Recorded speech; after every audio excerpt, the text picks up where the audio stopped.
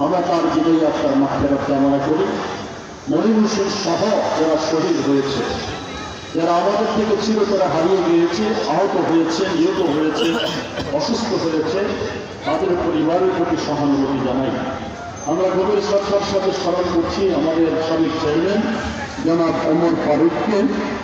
প্রিয় উপস্থিতি, আমরা যে সংগঠনটির আজকে এখানে কর্মী সভা করতে যাচ্ছি, আমাদের মূল দল হল বিএনপি, আর আমাদের যুবদল সহ অন্য সহযোগী কয়েকটি সংগঠন আছে।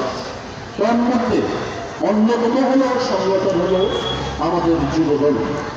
আমাদের মূল দলের পরেই এই যুবদলের অবস্থান।